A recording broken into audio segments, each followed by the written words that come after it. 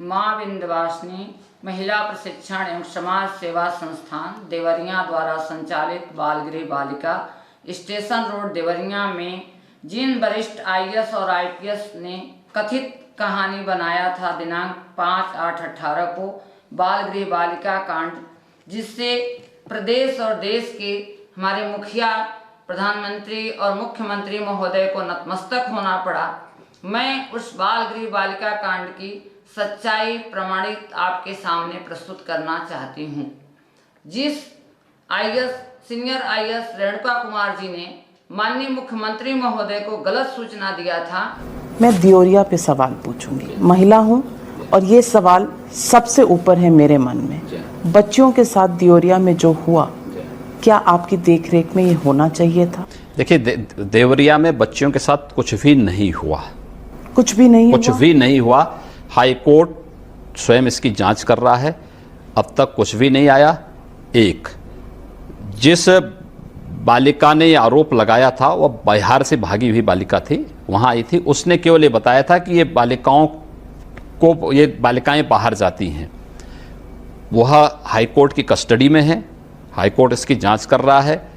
हमारी भी प्रदेश सरकार की 2 वरिष्ठ महिला अधिकारियों ने, एक एडिशनल चीफ सेक्रेटरी स्तर की, एक एडीजी पुलिस स्तर की 2 महिला अधिकारियों को मैंने स्वयं जांच टीम वहां बना के भेजी थी कि इसकी जांच रिपोर्ट दो। कुछ नहीं आया। हमने एसआईटी गठित की एडीजी क्राइम की अध्यक्षता में, जिसमें 2 लेडी महिला अधिकारी थी, उसमें कुछ नहीं आया। हाई कोर्ट ने सो मोटो इसको संज्ञान लिया है, अब तक कुछ नहीं आया। जिस पुलिस अधिकारी ने इस प्रकार की हरकत थी उसके खिलाफ हम लोगों ने कार्रवाई की। एक, दूसरी बात, इस मामले में उन बालिकाओं के भविष्य के साथ खिलवाड़ करने वाले उन सभी अधिकारियों के खिलाफ, कर्मचारियों के खिलाफ हम लोगों ने कार्रवाई की और कार्रवाई बहुत, इसमें सख्त कार्रवाई कुछ हुआ ही नहीं तो कार्रवाई किसके खिलाफ हुई? मैं इस कार्रवाई इस बात को लेकर कर रहे हैं कि उन्होंने देवरिया की घटना की तुलना मुजफ्फरपुर से कैसे कर दी। मुजफ्फरपुर जैसी घटना वहां कुछ हुई नहीं थी योगी जी। दूसरा, जिस गाड़ी की बात की जा रही है वह गाड़ी तो उसी परिवार की थी जो शेल्टर होम चलाता था। पर शेल्टर होम को आपकी डिस्ट्रिक्ट एडमिनिस्ट्रेशन ने कहा था कि यहां बच्चियां नहीं लाई जानी चाहिए थी, लेकिन पुलिस वाले वहां बच्चियां भेजे चले जा रहे थे। एडमिनिस्ट्रेशन ने नहीं किया, यह स्टेट गवर्नमेंट ने 2017 में हमारी सरकार आने के बाद देखिए 2 चीजें साफ हैं। एक, इन संस्थाओं में आर्थिक अनियमितता की शिकायतें थीं, लेकिन किसी भी प्रकार के अन्य इस प्रकार के आरोप नहीं थे जिससे आप ये कह सकें कि इन संस्थाओं में बालिकाओं को कहीं बाहर भेजा जाता था या इन संस्थाओं में कहीं और ऐसी अनैतिक गतिविधियां घटित होती थीं। आर्थिक अनियमितता के मामले को लेकर के 2015 से भारत सरकार ने पालना गृह मामले को लेकर के प्रदेश के ऐसे शेल्टर हाउस की सभी जांच सीबीआई से कराने का निर्णय लिया था 2015 में। 2015 से सीबीआई के रडार में यह संस्था भी थी, प्रदेश की अन्य संस्थाएं थी। 2017 में हमारी सरकार आई, हमने मार्च 2017 में सत्ता ली। जून 2017 में हम लोगों ने इस प्रकार की सभी संस्थाओं की मान्यता को रोक दिया था। हम लोगों ने सभी जिला डिस्ट्रिक्ट एडमिनिस्ट्रेशन को इस बात का आदेश जारी किया कि इस बारे में ध्यान रखना कि इन संस्थाओं में कोई भी महिलाएं या बालिकाएं न भेजी जाएं, एक, और इसके अनुदान को रोक दिया जाए। यहां पे जो बालिकाएं हैं इनको शिफ्ट करके दूसरी जगह भेजा जाए जो सरकार के संरक्षण में चलने वाली संस्थाएं। पर ये कुछ भी नहीं हुआ। और मैं क्या कह रहा हूं ना, मैं वही तो आ रहा हूं, मैं उसी पे आ रहा हूं कि ये आदेश 2017 में, जून 2017 में हमारी सरकार ने जारी किए थे। जिलाधिकारी ने एक बार इस प्रकार का आदेश जारी किया, उसके बाद जिलाधिकारी भी मौन हो गए। इन मामलों में होना यह चाहिए था कि उन बालिकाओं को जो वहां मौजूद थी, अब है क्या, जैसे हरदोई में एक शेल्टर होम में अचानक छापा मारा गया। छापा मारने के बाद उन्होंने पहले अपने रजिस्टर में दिखाया था। तो देवरिया के मामले में 2009 में इस संस्था को मान्यता दी गई थी, तब ना केंद्र में ना प्रदेश में बीजेपी की गवर्नमेंट नहीं थी। 2011 से इनको अनुदान देना शुरू किया, तब बीजेपी की गवर्नमेंट नहीं है। हमने अनुदान भी रोका, मान्यता भी रोकी, कार्रवाई करके उन बालिकाओं को शिफ्ट करने के लिए कहा। जब जिन लोगों ने नहीं किया उन लोगों के खिलाफ कार्रवाई की गई। एक, इस मामले में पुलिस की भूमिका की भी जांच हो रही है कि जब शासन ने इस बात को कहा कि इनको शिफ्ट किया जाए, उस सब के बावजूद थानों से कोर्ट क्या, थाने से भी पुलिस ने भेजती है। थानों में जब कोर्ट आदेश करता था कि इनको वहां भेज दिया जाए, तो उस आदेश के क्रम में इनको वहां वे लोग भेजते थे, लेकिन वह एक महिला कांस्टेबल उनके साथ रहती थी। फिर महिला कांस्टेबल के संरक्षण में कोर्ट अगर इनके परिवार को सुपुर्द करने, इसमें ज्यादातर वे बालिकाएं थी जो किसी लड़के के साथ भाग गई, परिवार ने कंप्लेंट की, बालिकाओं को कहीं पकड़े गए हो, उनको जब तक कोर्ट में कोई उसमें आगे की कार्रवाई होती तब तक उन दिनों के लिए वहां पे रखी जाती थी। फिर परिवार अगर कोर्ट आदेश करता था, परिवार को सौंपने के लिए परिवार के साथ जाती थी। अगर बालिका है, कोर्ट आदेश कर रहा है कि इनको उन बालकों के साथ दे दो, जो जिनके साथ भागी उनके साथ दे दो, तो उनको उस रूप में पुलिस आगे कार्रवाई करती थी। पुलिस की यह भूमिका थी। पुलिस की यह भूमिका, जब जांच करने के आदेश दिए गए थे इन संस्थाओं की, और इनको जो यहां पे रह रही महिलाएं और बालिकाएं हैं, इनको अदर जो स्टेट गवर्नमेंट के द्वारा संचालित संस्थाओं में संचालित किया जाए, वो वाराणसी में है, गोरखपुर में है, अन्य संस्थाओं में, देवरिया में नहीं था, तो इसको क्यों नहीं किया गया?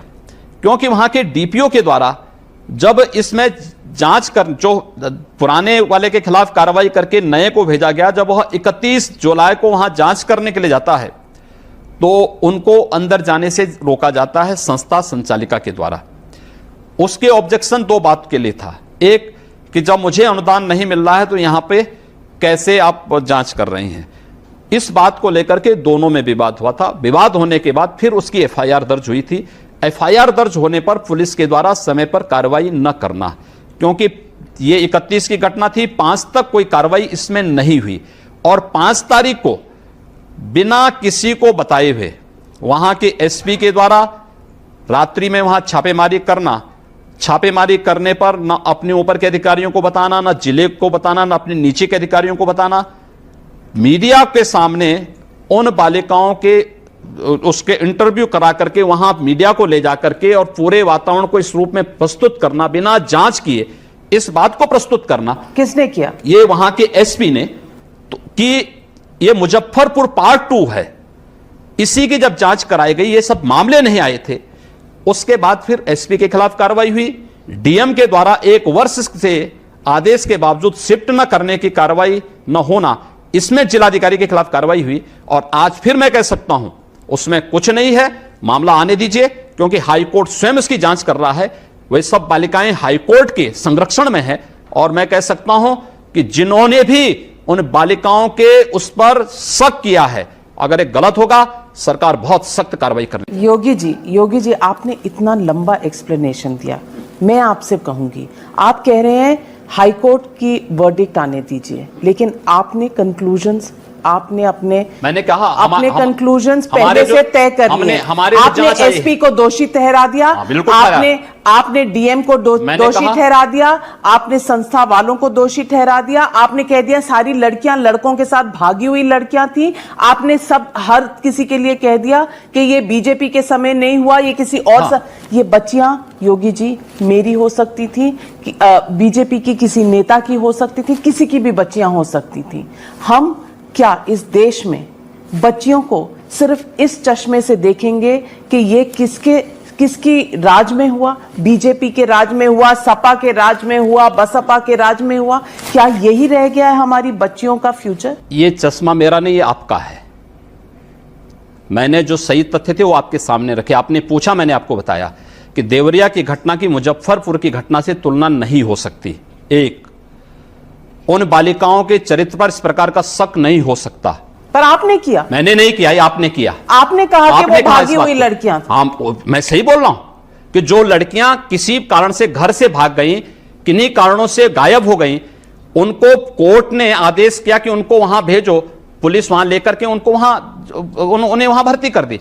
यह प्रशासन ने नहीं किया। लेकिन पालना गृह मामले में, वित्तीय अनियमितता के मामले में, सीबीआई के रडार में आने के कारण सरकार ने इन लोगों के उसको रोका था, और यहां पर रह रहे लोगों को चूंकि उनके अनुदान को रोक दिया गया, इसलिए इन बालिकाओं को और महिलाओं को, केवल बालिकाएं नहीं महिलाएं भी हैं, इनको अन्य संस्थाओं में शिफ्ट किया जाए। हमने इसीलिए कहा कि ये बालिकाएं हमारी हैं, समाज की हैं, किसी के चरित्र पर अनावश्यक शक नहीं होना चाहिए। जब तक वो आता है, एसपी ने इस प्रकार के बयान दिए, इसलिए एसपी के खिलाफ कार्रवाई हुई। डीएम को आदेश पहले से थे कि आप इनको इनको सरकारी संरक्षण गृहों में, शेल्टर हाउस में शिफ्ट किया जाए। जिलाधिकारी ने इस कार्य को समयबद्ध ढंग से नहीं किया, डीपीओ ने समयबद्ध ढंग से नहीं किया, इसलिए सरकार ने इस पर कार्रवाई की। देवरिया एक कहानी है, उन्नाव एक और कहानी। जी, उन्नाव में है कुलदीप सिंह सेंगर। ये आपका और कहानी इस तरह की गलत बताई गई थी जब उन्हें माननीय मुख्यमंत्री महोदय ने दिल्ली भेज के और सच्चाई जाना है, और जब उन्हें उत्तर प्रदेश सरकार में बुलाया गया तो वो आने से इनकार कर दी, और जिस पर हमारे मुखिया महोदय ने उन्हें जबरदस्ती रिटायर किया है। इसका मैं साक्ष्य आपके सामने प्रस्तुत कर रही हूँ। यह जब मैं 10 अगस्त को माननीय महोदय से यह पत्र प्रेषित किया था माननीय मुख्यमंत्री महोदय को कि ये जांच कराई जाए रेणुका कुमार जी का, और साक्ष्य प्रस्तुत करने के लिए मुझे भी बुलाया जाए, उच्च स्तरीय कमेटी बनाई जाए। जब माननीय महोदय ने सच्चाई को जाना और उनसे बुलाने का प्रयास किया तो उन्होंने अपने आप सेवानिवृत्त की बात की, जिसे हमारे माननीय मुख्यमंत्री महोदय ने जबरदस्ती उनको रिटायर कर दिया। इस्तीफा यहाँ पर यूपी कैडर की सीनियर आईएएस है रेणुका कुमार। एक हफ्ते के भीतर 3 आईएएस ने इस्तीफा दिया है। आईएएस अफसरों के इस्तीफे से ब्यूरोक्रेसी में हलचल मची हुई है। ज्योतिका पाटड़कर ने भी इस्तीफा दे दिया था। इसके पहले विकास कोठलवाल ने इस्तीफा दिया था। केंद्रीय प्रतिनियुक्ति पर कई यहाँ पर अचानक इस्तीफा। यहाँ पर योगी सरकार की पसंदीदा अफसरों में थी रेणुका, और यूपी के आईएएस कैडर में इस्तीफे की बौछार है। यहाँ पर पावर कॉरिडोर में आईएएस अफसरों के इस्तीफे की चर्चा इस वक्त काफी ज्यादा की जा रही है, और इसी के चलते यहाँ पर देखिए अभी एक और इस्तीफा। आईएएस अफसरों के इस्तीफे से ब्यूरोक्रेसी में हड़कंप मचा हुआ है, और ज्योतिका पाटकर ने भी इस्तीफा दिया था। इसके पहले विकास कोठलवाल ने भी इस्तीफा दिया था। केंद्रीय प्रतिनियुक्ति पर की गई अचानक ये इस्तीफे की बौछार। यहाँ पर योगी सरकार की पसंदीदा अफसरों में से एक थी रेणुका, जिनका इस्तीफा। यहाँ पर पावर कॉरिडोर में आईएएस अफसरों के इस्तीफे की चर्चा हो रही है। रेणुका कुमार ने इस्तीफा दे दिया। यूपी वापसी की जगह रेणुका का इस्तीफा। यूपी कैडर की सीनियर आईएएस रेणुका कुमार है।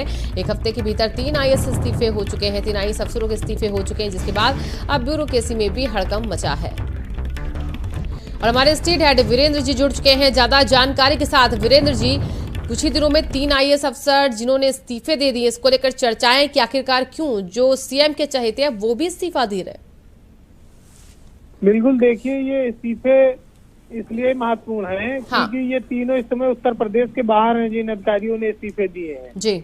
दो अधिकारी केंद्र में तैनात थे, और विकास कोठलवाल इस समय स्टडी लीव पर हैं, छुट्टी पर हैं, और वो स्वास्थ्य कारणों से भी छुट्टी पर रहते रहे हैं।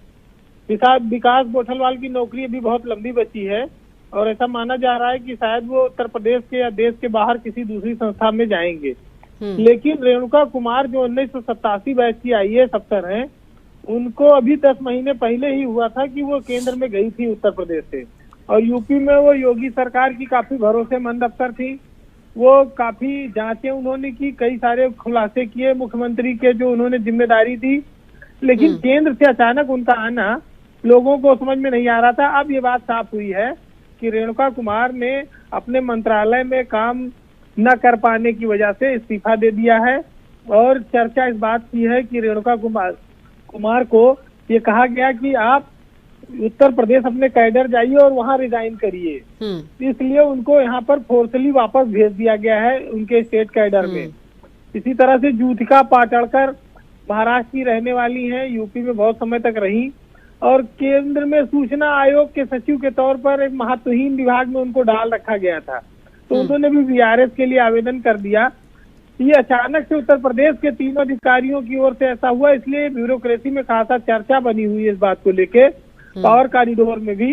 लेकिन सबसे ज्यादा चर्चा इसमें इस बात की है कि ये तीनों अधिकारियों में रेणुका कुमार ने इस्तीफा क्यों दिया। अब ये बात साफ है कि रेणुका कुमार में अपने मंत्रालय में काम को लेकर, विवाद को लेकर ये इस्तीफा दिया है, और उनको जबरिया वापस यूपी भेजा गया है। जी, बहुत बहुत शुक्रिया वीरेंद्र जी, तमाम जानकारियों के लिए आपका।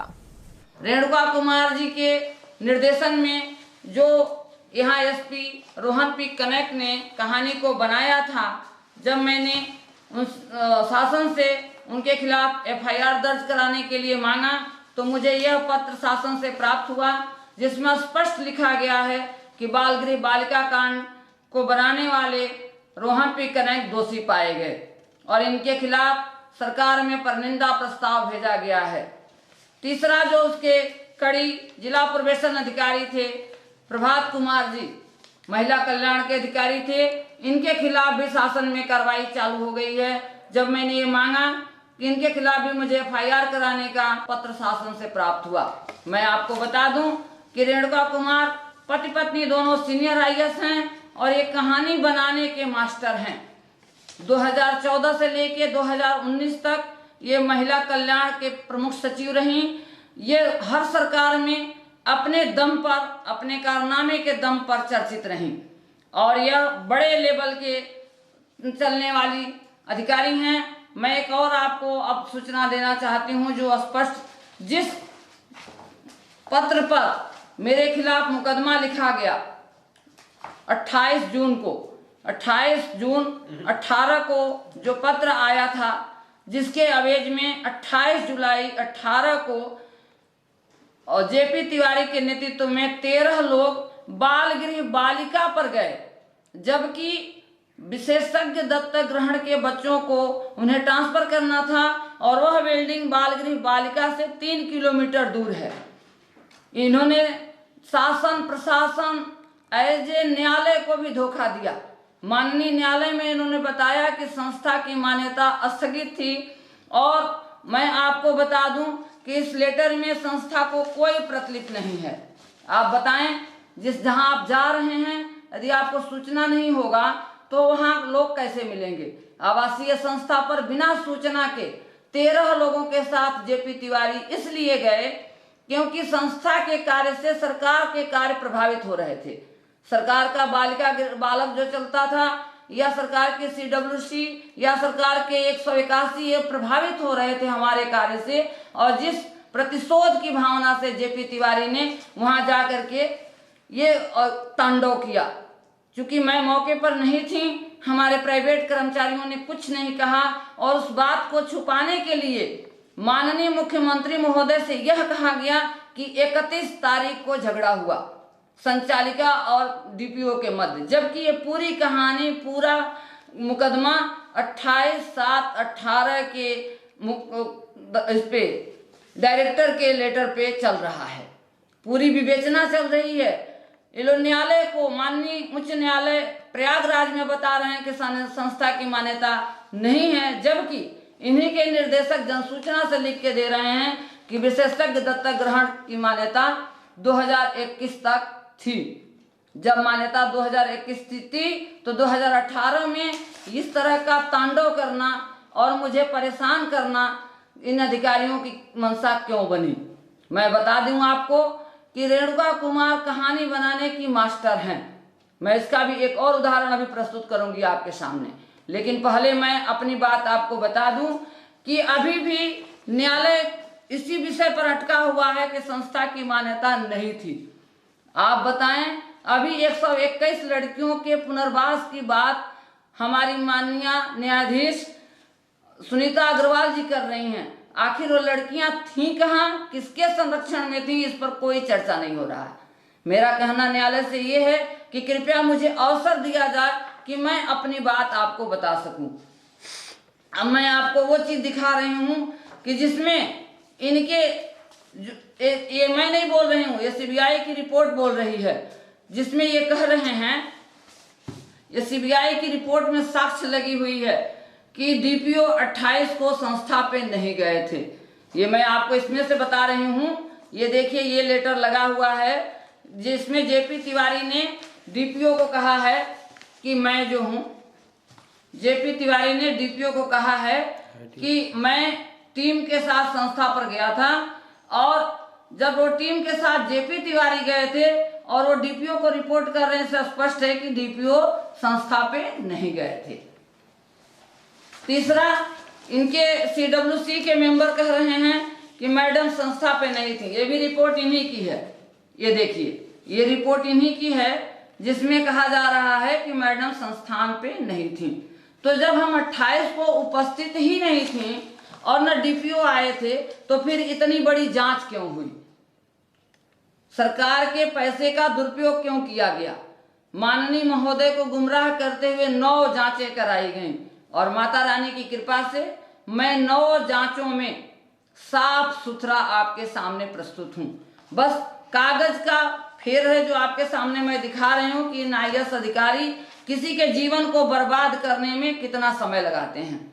और इस रिपोर्ट में CBI और SIT ने स्पष्ट किया है कि वो जो 15 लोग गए थे, 15 के 15 लोग बता रहे हैं कि 28 तारीख को वहां झगड़ा हुआ है।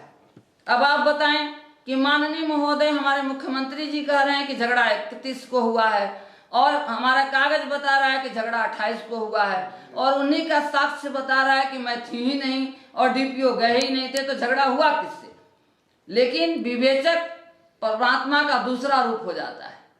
जब ये लोग विवेचना करते हैं, इनकी विवेचना की देन है कि आज जेलों में भीड़ बढ़ी हुई है। जिस केस में इनको मोटी रकम नहीं मिलती है उसमें ये लोगों को बढ़ा देते हैं, घसीट लाते हैं, और जिन केसों में इनको मोटी रकम मिल जाती है उसमें ये छुट्टी कर देते हैं। आज न्यायालय में केस बढ़ने के पीछे विवेचक का हाथ है। अब आपको और मैं एक चीज बता दूं कि जो दत्तक ग्रहण है, इसका मुख्य जो कार्यालय है वो केंद्रीय दत्तक ग्रहण नई दिल्ली है। नई दिल्ली के जनरेशन में पूरे स्टेट में बच्चे गोद दिए जाते हैं। जब आप संस्था को यदि स्थगित की थी तो आपने केंद्रीय दत्तक ग्रहण को सूचना क्यों नहीं दिया था?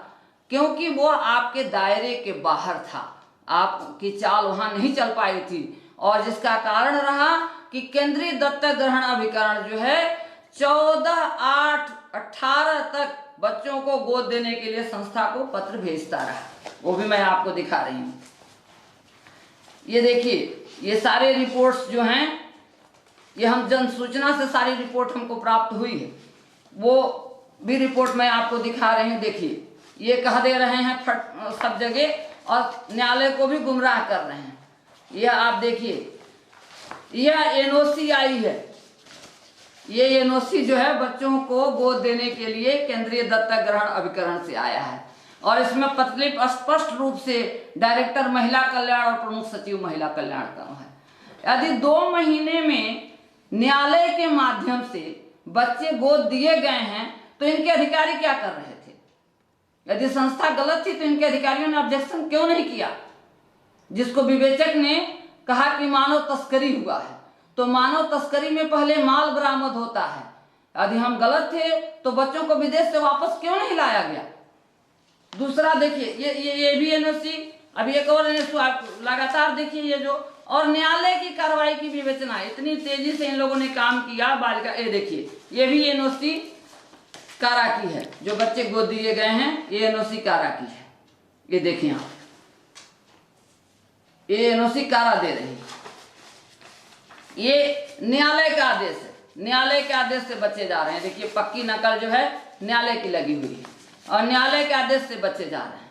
और विवेचना इतना तेज था, बालिका गृह की हवा इतनी तेज बनाई गई थी कि न्यायालय की कार्रवाई को विवेचक ने विवेचना किया और ये कहा कि वहां जो है गलत तरीके से गोद दिया गया है। जब केंद्रीय दत्तक ग्रहण के निर्देशन में गोद हो रहा है, बच्चे केंद्रीय दत्तक ग्रहण के निर्देशन में रजिस्टर्ड हैं, पेप्स जो लेने आ रहे हैं वो केंद्रीय दत्तक ग्रहण के साइट से आ रहे हैं। केंद्रीय दत्तक ग्रहण 2 महीने का समय दे रहा है महिला बाल विकास की प्रमुख सचिव को और डायरेक्टर को, इनके जिला प्रवेशन अधिकारी को। तो इन लोगों ने क्यों जो है ऑब्जेक्शन नहीं किया? ये देखिए, ये न्यायालय की प्रक्रिया में इन लोगों ने दखल अंदाजी किया है। ये न्यायालय का आदेश है, जो बच्चे गोद गए हैं वो न्यायालय से गए हैं। अब मैंने बता दिया आपको कि संस्था की मान्यता, गोद वाली मान्यता 2021 तक स्टैंड कर रही थी।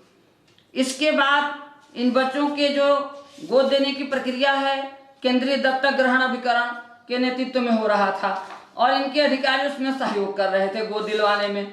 तो आप बताइए, अब देखिए, ये मैंने बताया आपको कि ये लेटर, लास्ट लेटर हमको जो है ये इतना लेटर कारा से मिला है, इतना लेटर कारा से आया है, और अंतिम लेटर हमको आप खुद देख लें कि ये 14/8 को आया। अभी भी एक बच्चे की गोद देने की बात हो रही है, राकेश की गोद देने की प्रक्रिया के लिए 14/8 को ये लेटर आ रहा है और 5/8 को यहाँ तांडव हो रहा है।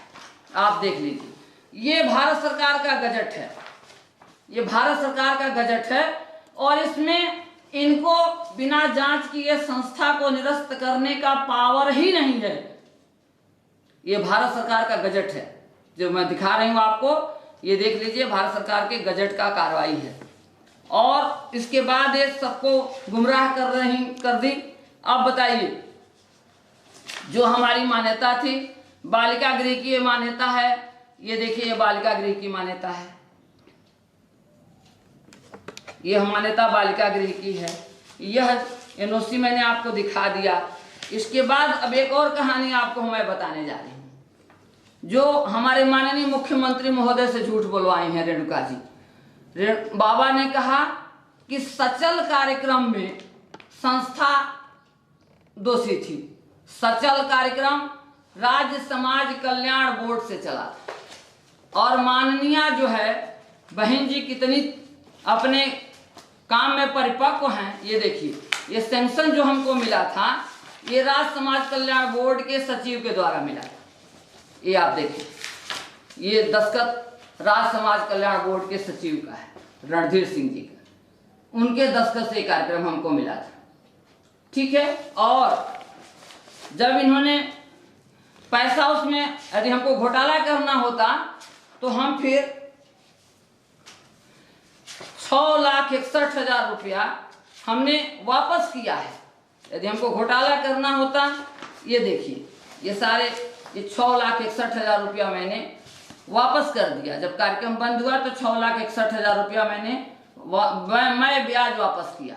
यदि मुझे घोटाला करना होता तो मैं इस काम को नहीं करती। लेकिन अब देखिए, रेणुका कुमार जी का एक और दस्तान आपको मैं प्रस्तुत कर रही हूँ। इन्होंने कहा कि यह कार्यक्रम जो है ये राज्य समाज कल्याण बोर्ड चलाया।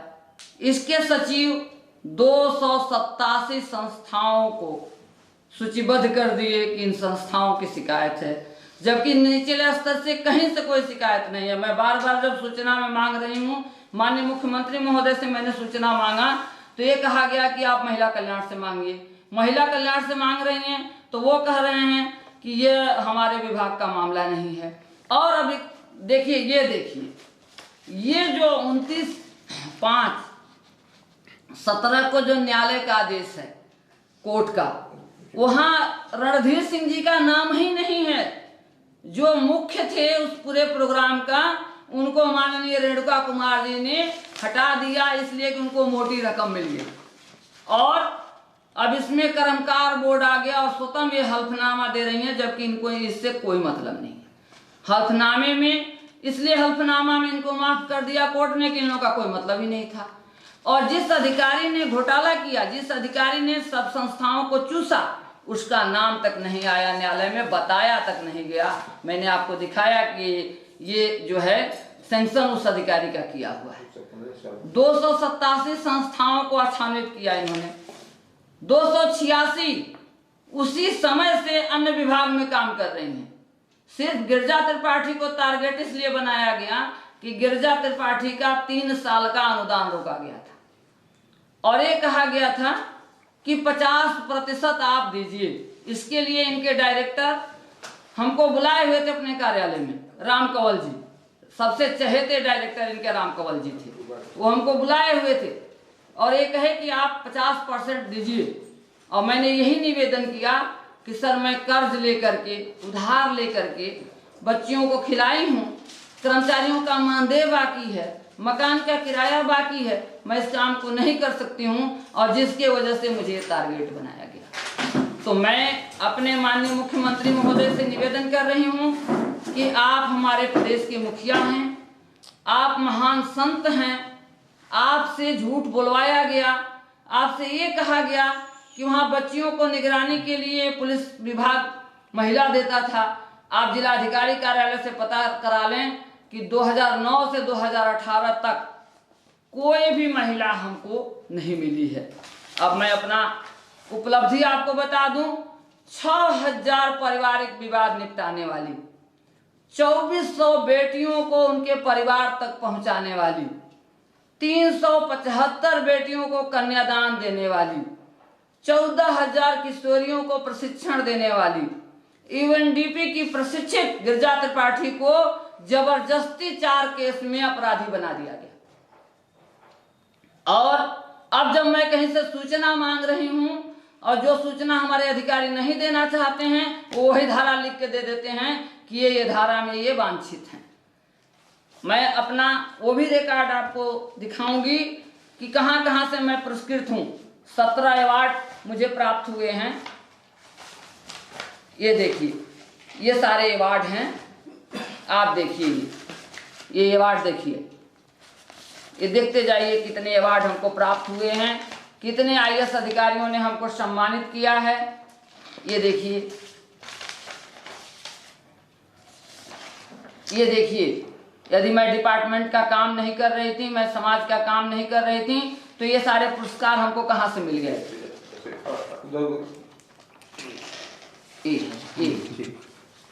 ये देखिए, ये देखिए, ये जितने सीनियर आईएएस रहे हैं जिले में, जिन्होंने मेरे कार्य को देखा है, उन्होंने मुझे ये सारे पुरस्कार दिए हैं। और सबको माननीय रेणुका कुमार, रोहन पी कनक और प्रभात कुमार ने मिट्टी मिला दिया और मुझे पागल बनने के लिए तैयार कर दिया। ये तो माता रानी का आशीर्वाद है कि मैं इतना जल्दी उभर के आपके सामने अपनी बात रखने के लिए तैयार हो गई।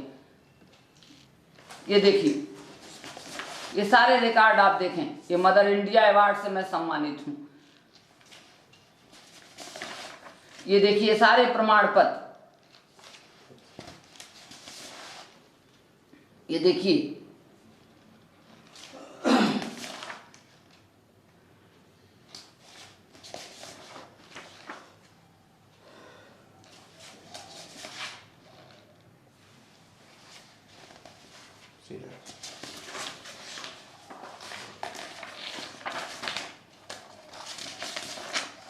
ये देखते जाइए। मैं जेजे बोर्ड की सदस्य रही हूं कुशीनगर की, और अपने समय में बिना तनख्वाह लिए मैंने काम किया।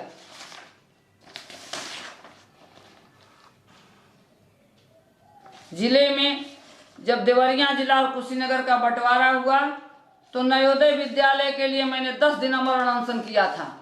और पीबी जगमोहन साहब उस समय डीएम थे। नवोदय विद्यालय के लिए मैंने भूमि आवंटन कराया था, एक दिव्यांग महिला के लिए। ये देखिए, ये संस्था गलत थी, तो ये सारे शासनादेश में हमको काम कैसे मिले जिले में। कहना तो बहुत आसान है किसी चीज को। ये देख लीजिए, ये देखिए,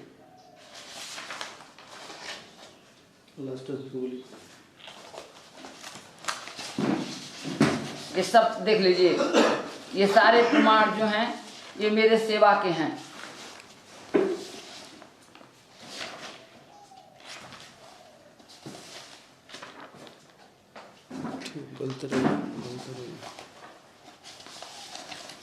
ये सारे शासनादेश हैं जो हमको जिले स्तर पे, प्रदेश स्तर पे, देश स्तर पे काम मिला और सभी लोगों ने मुझे सम्मानित किया।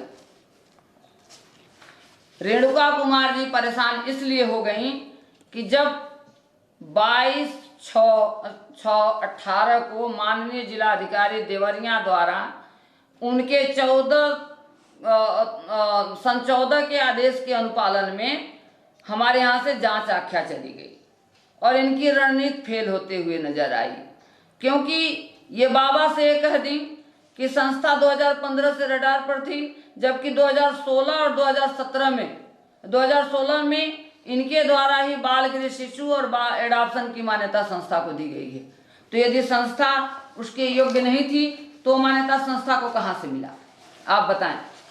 इसकी ये देखिए, ये माननीय जिलाधिकारी महोदय की जांच आख्या है। जिलाधिकारी महोदय की जब जांच आख्या गई तो ये परेशान होकर इतना बड़ा तांडव शुरू कर दें, क्योंकि इनके अंदर शुरू से सबको मैनेज करने की आदत है।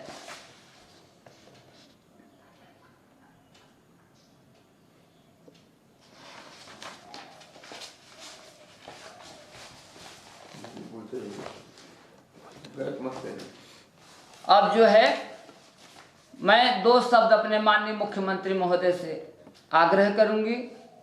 सबसे पहले जिन जिन बिंदुओं पर आपसे झूठ बुलवाया गया है, कृपया आप मुझे अवसर दें। मैंने कई बार आपसे प्रयास किया मिलने के लिए, और मैं सारे पेपर के साथ आपसे मिलना चाहती हूं।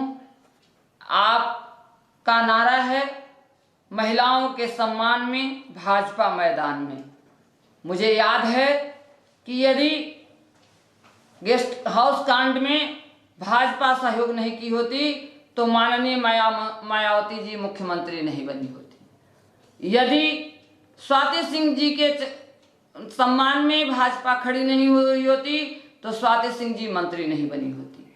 मुझे एक चीज याद है, दिल्ली के एक कार्यक्रम में स्वर्गीय प्रधानमंत्री अटल बिहारी वाजपेयी जी ने केरल की एक समाज सेविका का पैर छुआ था, और उसमें उस समय स्वर्गीय केंद्रीय समाज कल्याण बोर्ड की चेयरमैन मृदुला सिन्हा जी उपस्थित थीं। उन्होंने कहा कि देखो पुनः पुरुषार्थ चुका, देखो पुनः पुरुषार्थ चुका, श्रद्धा का करने अभिनंदन, इतिहास पुरुष का कदम में ही नारी शक्ति का है वंदन। मैं माननीय अटल जी के उस शब्द से प्रेरित होकर समाज का कार्य शुरू की थी। जब माननीय अटल जी ने कहा था कि शासन तो प्रशासन चला ले तो बहुत बड़ी बात है, समाज का काम तो समाज के लोग ही करते हैं। अन्ना हजारे जी ने कहा था कि हाफ पागल तो समाज का कार्य कर ही नहीं सकता है जब तक इंसान फुल पागल न हो जाए। मैं माननीय मुख्यमंत्री जी को बता दूं कि इन योजनाओं के संचालन में इस समय मैं 49 लाख रुपया कर्जे में हूँ। 22 लाख रुपया LIC का कर्जा है मेरे बिल्डिंग पे। मैं कर्ज लेके, ऋण लेके और खोज खोज के उन बच्चों की सेवा की, अपने स्तन का दूध पिला करके उन बच्चों को मैंने पाला। और माननीय महोदय, मुझे यह दिन देखना था, मैं इससे बहुत असंतुष्ट रही हूँ। मैं इन सारे रिकॉर्ड के साथ आपके चरण में आना चाहती हूँ। आपने राम राज का सपना पूरा किया है, आपने बाबा विश्वनाथ जी का कंडिडोर पूरा किया है, आप सारे भारतीय जो हमारे त्योहार हैं उसको आप प्रोत्साहित कर रहे हैं। तो समाज के क्षेत्र में काम करने वाली 34 पुरस्कारों से सम्मानित 35 वर्ष की गिरिजा त्रिपाठी की सेवा को एक बार अपने समक्ष प्रस्तुत होने का अवसर दें। मैं आपको पूर्ण विश्वास दिलाती हूं कि आपके नेतृत्व में मैं उससे भी बेहतर सेवा का कार्य करके दूंगी, और मैं जब तक जिंदा रहूंगी तब तक इस सेवा कार्य में आपके साथ समर्पित रहूंगी। धन्यवाद।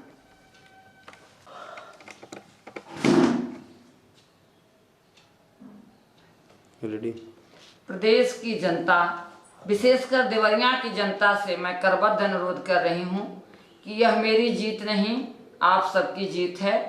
बुद्धिजीवी वर्ग मेरे वीडियो को विशेषकर देखें और इसमें सुझाव प्रस्तुत करें। मैंने जो भी आपके सामने प्रस्तुत किया है सभी साक्ष्य के साथ प्रस्तुत किया है। मैं ऋणी रहूंगी आप सबकी, और ऋणी हूँ क्योंकि इतने 3 साल के प्रचार प्रसार में भी कभी आप लोगों ने मुझे कोई दोषारोपण नहीं किया। मैंने हर मंच से कहा था कि मैं आपकी बेटी हूँ, मैं आपकी बहू हूँ, और इस शरीर का एक एक कतरा आपके लिए है। मैं पुनः आपसे निवेदन कर रही हूँ कि मेरे वीडियो को बेहतर देखें, अपनी सहमति दें और मुझे सुझाव भी दें, और मेरी लड़ाई में अपना हाथ दें, ताकि मैं जनता की आवाज बनके, जनता के साथ चल के, जनता की दुख सुख में जैसे पहले थी वैसे पुनः बनूं। आज की स्थिति ये बनी हुई है कि जनता त्रस्त, अधिकारी मस्त, और इन अधिकारियों के मान मर्दन करने के लिए आप सबका हाथ मेरे साथ होना महत्वपूर्ण है। कोई भी दूसरी तरह की जो सूचनाएं चलती हैं, मैं मीडिया के सभी लोगों से निवेदन कर रही हूं कि आप सभी लोगों ने जो बालगृह कांड दिखाया था इसको देखें और प्राथमिकता के आधार पर प्रसारित करें। यही मेरी जीत होगी। धन्यवाद।